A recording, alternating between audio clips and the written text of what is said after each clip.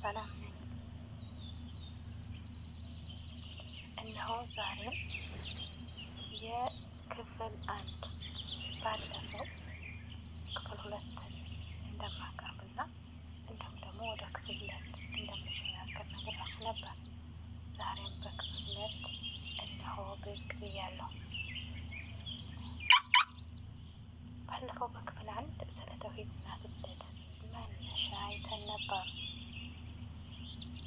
ስለዛ ማስተያየታችሁ በጣም አመሰግናለሁ። ጀዛኩሙላሁ ኸይር። ዛሬ ደግሞ በክፍል 2 ሁላችንንም በስደት ዓለም ላይ የሚያሳስበንን አንድ ትልቅ ጉዳይ ወይም አንድ ትልቅ ነገር እናያለን። እሱም ሪዝቅ ወይም ሲሳይ ይሰኛል።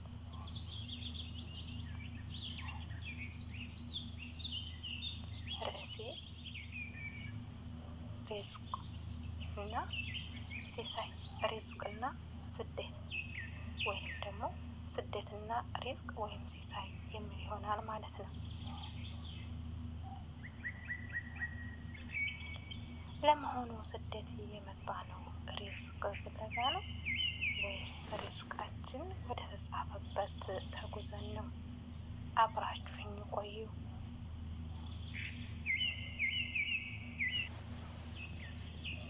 የሪዝቅ ምንጭ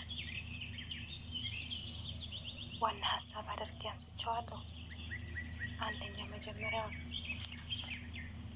ዋና ፖይንት፣ ብዙዎቻችን ስደት ስንወጣ እዚያ ሀገር ሄጄ እከብራለሁ፣ ኑሮዬን እቀይራለሁ ብለን እናስባለን።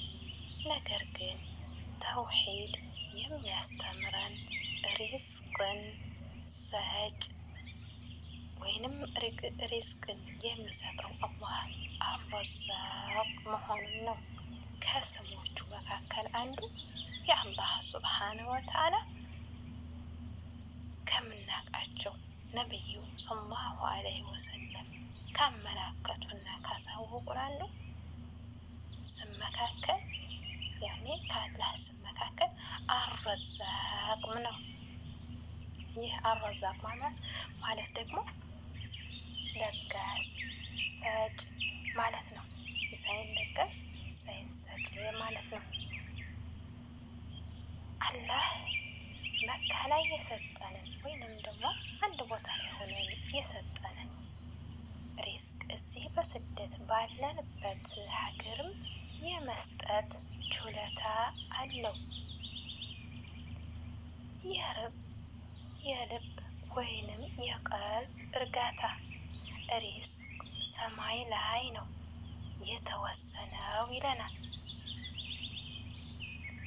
አላህ ሱብሓነሁ ወተዓላ። ሪዝቅን ሰማይ ላይ ነው የወሰነው።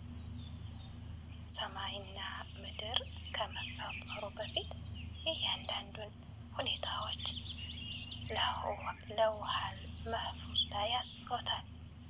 በአረብ ሀገር ብንሆን ወይም ደግሞ አውሮፓ ሀገር ብንሆንም አላህ የጻፈልንን ሲሳይ ሳያጓድል ይደርሰናል።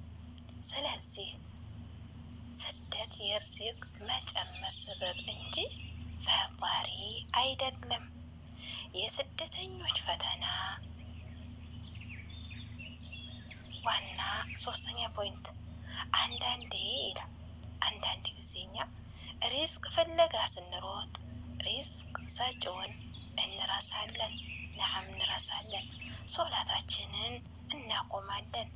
ዋናዋን ሶላታችንን እናቆማለን።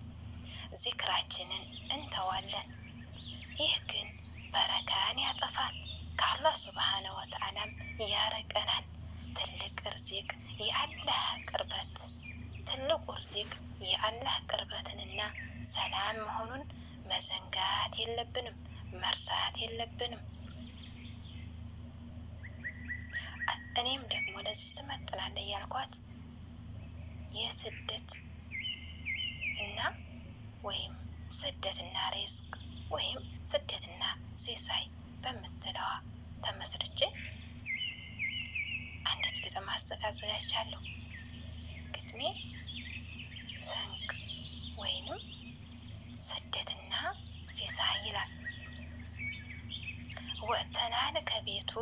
ሪዝቅን ፍለጋ ከሰው ሀገር ምድር ከባዕድ ደጃፍ ጋር ስደት ቢናፍቅም የእናቱን ወጥና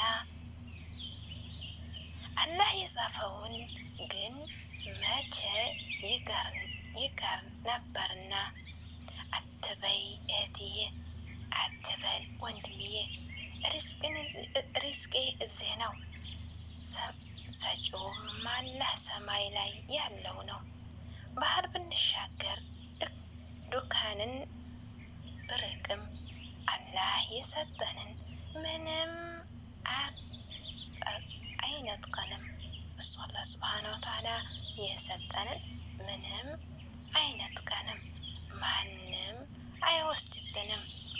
ስደት ምክንያት ነው፣ ሰበብ ነው ጉዞው። ሪዝቅ ግን ከአላህ ነው፣ እርሱ ነው መጋቢው።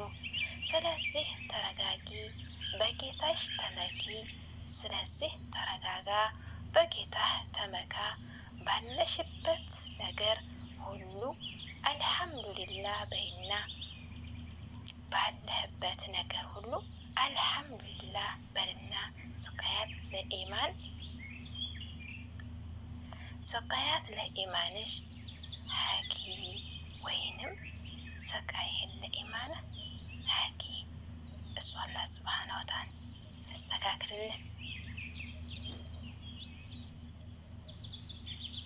ውድና የተከበራችሁ ውድ ቤተሰቦቼ ይህ የመንፈስ ስንቅ ወይም የዛን ሰይድ ላይ የሚቀርብላችሁ ትንሽ ይጠቅማሉና ለእናንተም ብዙ መንገድ ለመጓዝ ተስፋ ይሆናሉ የምትለዋል በማሰብ ነው። በሰፊው ምድር ላይ ብንርቅም ከሀገር ሪዝቅ ፍለጋ ብንጓዝም በባህር በበረሃ ልባችን አይፈራ አይገባው ስጋት አላህ ነውና ሰጪው ለፍጥረት በሙሉ ምህረት ይላል። ስደት ስበብ እንጂ ሪዝቅን አይፈጥርም። አላህ የጻፈውን በስደት አይቀርም። በሰው ሀገር ሆነሽ ራብ አይጥልሽም። ካንቺ ጋር ነውና የዓለማቱ ጌታ የማይዘነጋሽም።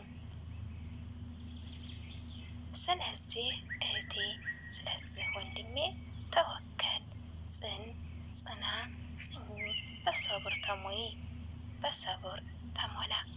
ሪዝቅሽ ይመጣል ካለሽበት ደጃፍ ወይ ይላል። የግጥሜን በዛ ቋጫለሁኝ። እናንተም ያላችሁን አስተያየትና ያላችሁን